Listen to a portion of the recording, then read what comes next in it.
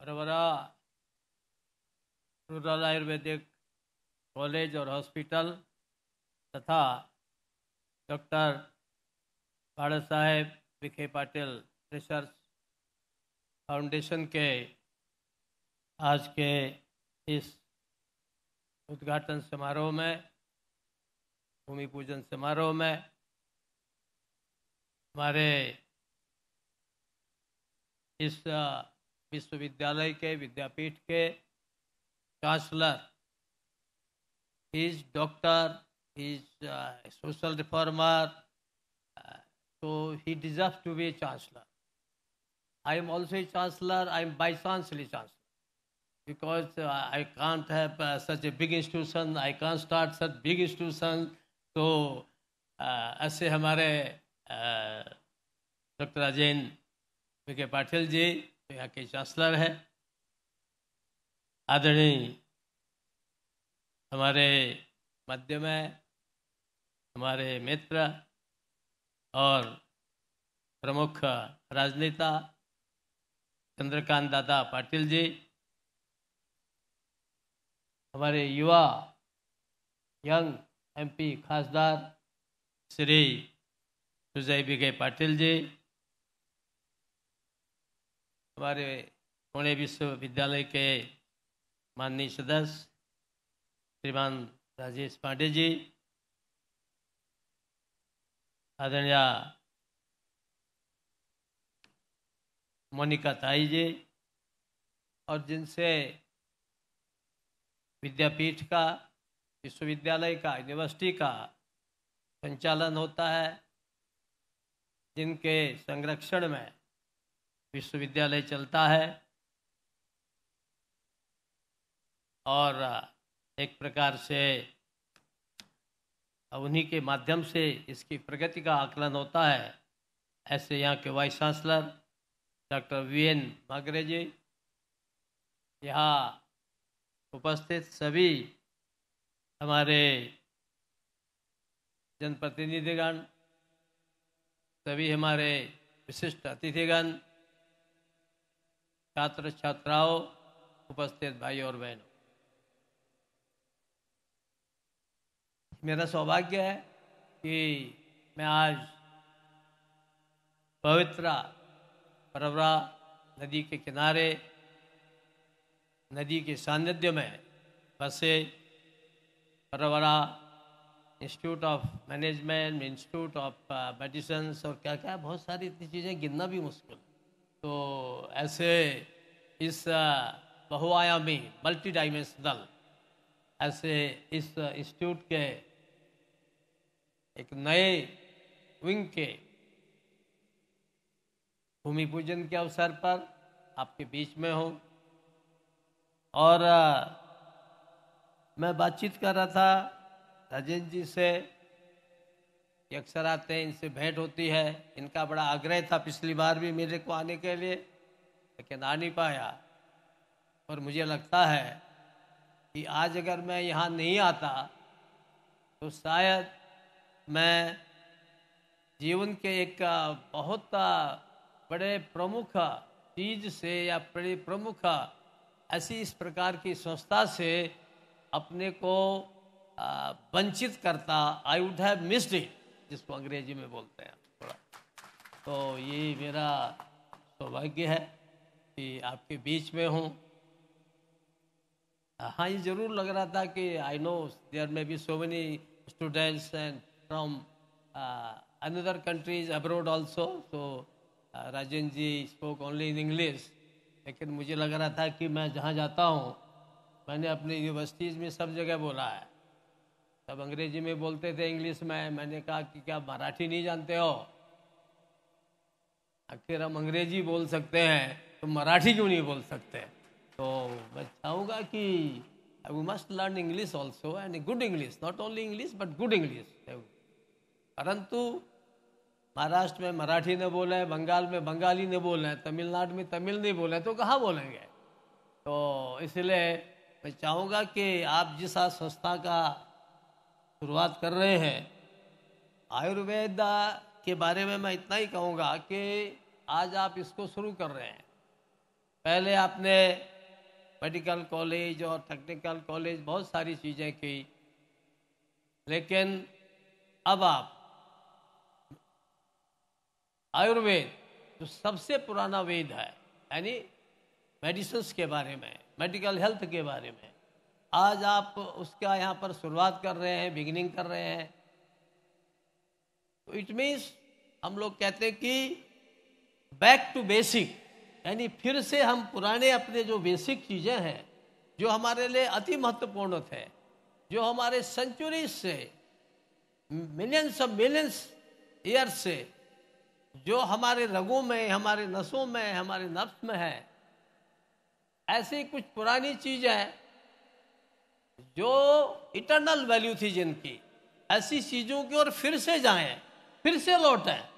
तो मुझे लगता है कि वे जो आज थ्योरी चल रही है दुनिया के अंदर, बैक टू बेसिक, यानी लेटेस्ट मेडिकल हेल्प इतनी अधिक आ गई है, इतने मेडिसिन आ गए हैं, इतनी सर्जरी, जाने क्या क्या चीज़ें हो गई हैं, लेकिन उसके बाद भी लोगों को लगता है कि ये सब तो है, लेकिन इस सब की जरूरत न पड़े।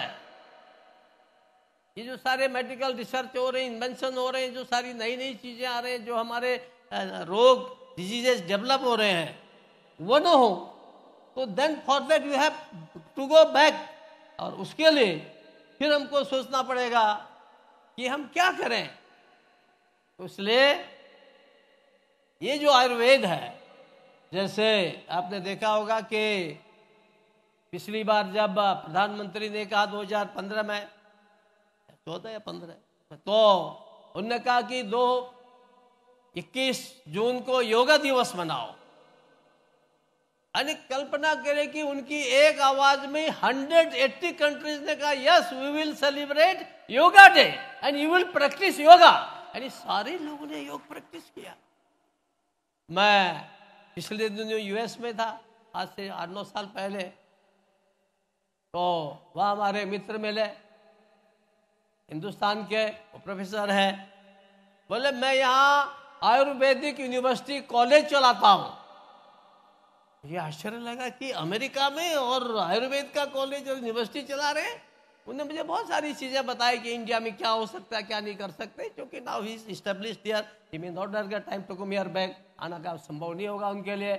लेकिन आज दुनिया के अंदर जैसे योग के बारे में लोगों को लगता है कि दवा खाने से तो अच्छा है, बेटर प्रिवेंशन देन क्योर, पहले परहेज करना ये ज़्यादा अच्छा है बजाय बाद में दवा खाओ, दवा ढूंढो।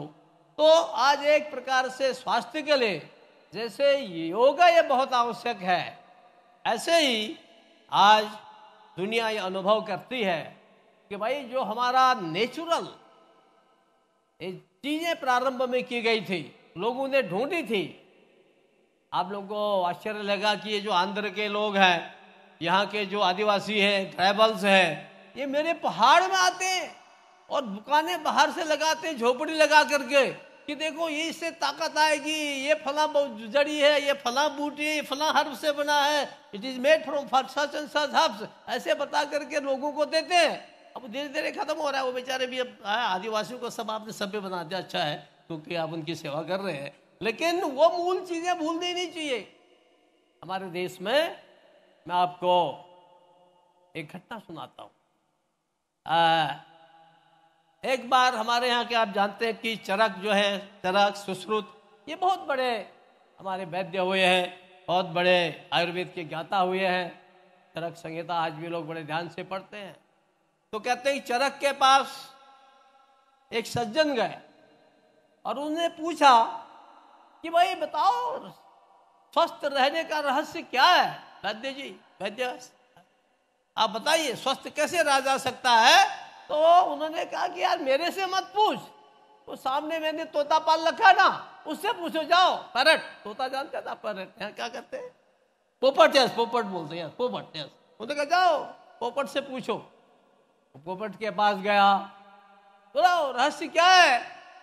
तो क्या बोलता है पोपट, तोता, पैरट, वो कहता कि हित भूख, यानी जो हितकारी चीज है, जिससे हित होता है, वेलनेस बढ़ती है, ऐसे खाने को, ऐसे भोजन को, ऐसे सब्जी को, ऐसे भाजी को खाओ, हित भूख। फिर क्या कहता है, मान लो अच्छा है, मिठाई बहुत अच्छी लगती है, स्वीट बहुत अच्छा लगता है, गुड़ बहुत अच्छा लगता है, खूब खा लो। नहीं, तो कहता है हित भूख मित भूख, जितना खाओ थोड़ा कम खाओ। हित भूख मित भूख, थोड़ा खाओ कम खाओ, और जो हितकारी हो वो खाओ। और फिर अगली तीसरी चीज कहता है रित भूख, ऐसी चीज खाओ जो तुमने अपने पसीने की कमाई से कमा रखा है, गलत ढंग से कमाया पाप का मत खाओ। रित भूख, जो अपने परिश्रम से, अपने व्यवसाय से, अपने माध्यम से जो इस प्रकार का भोजन है उसको करो तो तुम हमेशा स्वस्थ रहोगे। अब ये उस जमाने का पोपट तोता बोलता है, अब पता नहीं हमारे जमाने में क्या कैसे तोता पैदा होंगे, क्या पता राजेंद्र जी ऐसे पैदा करवा दे। तो ये जो अपने देश का वैशिष्ट्य है, ये आयुर्वेद। मैं आपको एक दो उदाहरण देता हूं। अभी हमारे वाइस चांसलर कह रहे थे कि आपके ये क्या है स्वास्थ्य का, मुझे पता नहीं, मैं बोलते बोलते गिर पड़ूं क्या हो। मैं जानता हूं कितनी कमजोरी हो रही, कितना पेट खराब है, क्या है, पर इनको लगता है कि नहीं। बहुत लोग मुझे कहते हैं हाँ यू आर फिट, तो नजर भी लगते मेरे को, है ना। तो ये बोले कि स्वास्थ्य आयुर्वेद के बारे में एक मामले वो सही बोल रहे थे। आयुर्वेद नहीं होता आज आपके सामने बोलने के लिए नहीं होता। आजकल मेडिसिन में एलोपैथी की ले रहा हूँ, ऐसे कोई नहीं कि एलोपैथिक तो बहुत एडवांस है, बहुत चीज़ों में उसको जरूरत है, हमको उसको अपनाना चाहिए और अपना भी रहे हम लोग, आवश्यक भी है समय के हिसाब से। लेकिन जब मुझे मेडिकल आज से करीब आई थिंक 45 ईयर्स बैक और सो, मैं बहुत बीमार हो गया, कितनी होम्योपैथी खा ली, एलोपैथी खा ली, ठीक ही नहीं होता था। तो हमारे एक बड़े वैद्य थे, हमारे मित्र थे, मैं संकार का स्वयंसेवक, उन्होंने कहा कि देखो वो बहुत अच्छे हैं, फीस नहीं लेते कोई, और दवा फ्री देते हैं, और नाड़ी देख के देते हैं, वहां जाओ भगत सिंह। जब मैं उनके पास गया तो उन्होंने मेरा कल्प शुरू किया। आप जानते कल्प में पूरा खाना बंद कर देते हैं, सब बंद कर देते हैं, बड़ा सिस्टमेटिक होता है। वो मुझे छाछ का, मट्ठे का कल्प करा रहे थे, उसमें कुछ नहीं खाना, पानी भी नहीं पीना पड़ता है, ऐसा इतना कठिन। तो कई दिन मैं उनकी दवा कर रहा था, शुरुआती दिन थे, मुझे 15-20 दिन हुए, बहुत बुखार आ गया, बहुत एकदम दिन में 12 बजे 105-106 कितना चला गया। तो हमारे कार्यकर्ता थे, वैद्य जी के पास गए। वैद्य जी बुढ़े थे, 75-80 साल के, लेकिन 80 साल में भी use very young, you looked very young. बेचारे आए, उनने मेरी नाड़ी देखी ऐसे, और नाड़ी देख के बोले अरे तुमको तो ये सुबह की मॉर्निंग की ठंड लग गई है। अब आप कल्पना करिए कि मॉर्निंग की ठंड लग गई है, ठंडे दिन थे, उत्तर प्रदेश में ठंडे दिनों में बहुत ठंडा हो जाता है, पहाड़ों मैदानों में भी ठंड लग गई है। बोले कहाँ गए थे सुबह? तो मैं संघ का स्वयंसेवक हूँ, मैंने कहा अभी हमको सुबह शाखा लगी थी, हमारे बड़े अधिकारी, मैं आज वहां चला गया। तो बोले आप तो तुम्हारे सस का काम करो, मेरी दवा खाओ, और एक छोटी सी गोली भेजी, एकदम आपके उसके छोटे राई के बराबर। दवा खाई, बुखार उतर गया, कोई कमजोरी नहीं, अनैसिन अनलजीन जानी क्या क्या जीने उनको खाना, तो एक लगता है 2 दिन तक उठो मत, इतनी कमजोरी होती है। तो आप कल्पना करिए कि आदमी नाड़ी देख के बताता है कि तुमको कब की ठंड लगी है, पहाड़ की लगी है कि मैदान की कि लोनी की लगी है। क्या पता लोनी आया हमको ठंड लग भी जाए हमारे। तो ये and I tell you second, आप सब याद रखिएगा, इसलिए बोल रहा हूं कि याद रखने की चीजें हैं, ये अपना एक्सपीरियंस बोल रहा हूं। एक मेरे मित्र थे, वो मेरी तरह से कार्यकर्ता थे, वो प्रोफेसर थे पंतनगर यूनिवर्सिटी में, एग्रीकल्चर यूनिवर्सिटी में, उनका इलाज करा रहे थे।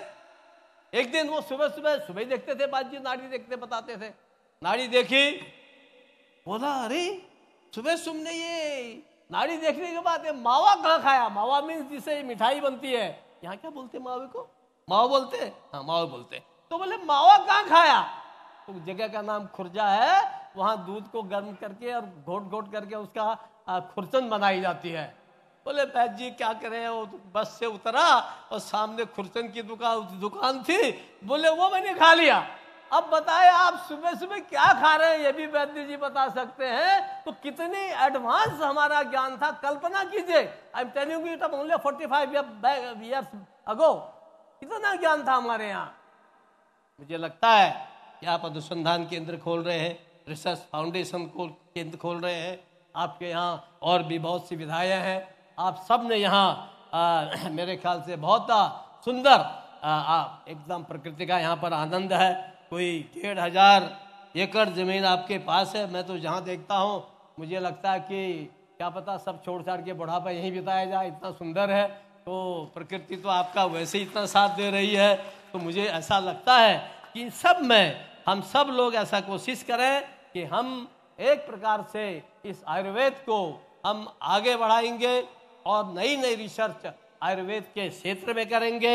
और हमारे जैसा अभी दादा कह रहे थे चंद्रकांत जी, प्रधानमंत्री जी का बहुत आग्रह है, वो दवा ववा कुछ नहीं खाते, 10 दिन तक जो है केवल पानी पे रह लेते हैं। जब विजयदशमी आती है, नवरात्रि होती है, योगा करते हैं इस एज में भी।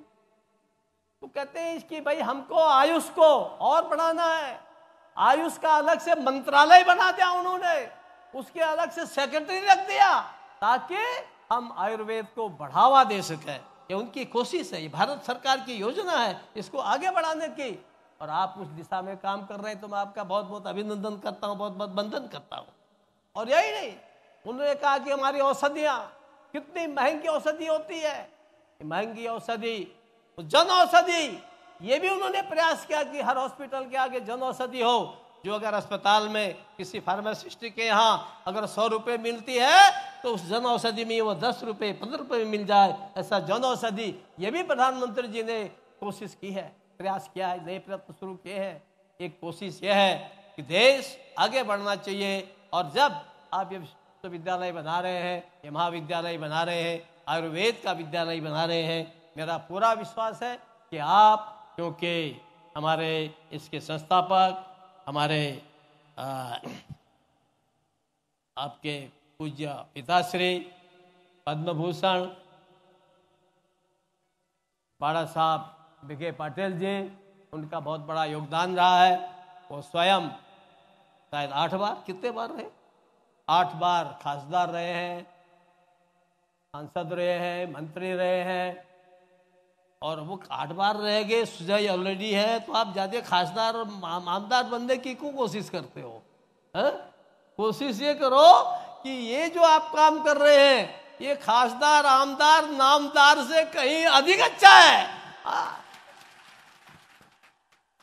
उनको तो गाली भी पड़ती है, सोयस के आदि, सोयस को पता लग रहा होगा। तो लेकिन अगर आप ये काम करते रहोगे, कोविड में आपने इतना अच्छा काम किया, अभी हमारे दादा बता रहे थे, इस सब का पुण्य मिलता है। तीसरी चौथी पीढ़ी में खासदार आमदार है, अगर ये पुण्य करते रहोगे खुद भले ही नहीं बनोगे परंतु अगली 10 पीढ़ियां आपकी बनती जाएंगी। ये अच्छा पुण्याई का काम होता है। और ये आप लोगों के लिए भी कह रहा हूं और अपने लिए भी कह रहा हूं, ये कोई एक के लिए नहीं है। तो हम लोग इस दिशा में अच्छा काम करते हैं और मैं आपका बहुत बहुत अभिनंदन करता हूं। और एक बार फिर से आप सबको मैं प्रणाम करता हूं। और आज के इस भूमि पूजन और नए रिसर्च इंस्टीट्यूट के उद्घाटन के अवसर पर आप सबको बहुत बहुत अभिनंदन। राजेंद्र जी का, इंस्टीट्यूशन का, इसके संचालकों का बहुत बहुत अभिनंदन। Many congratulation. Thank you.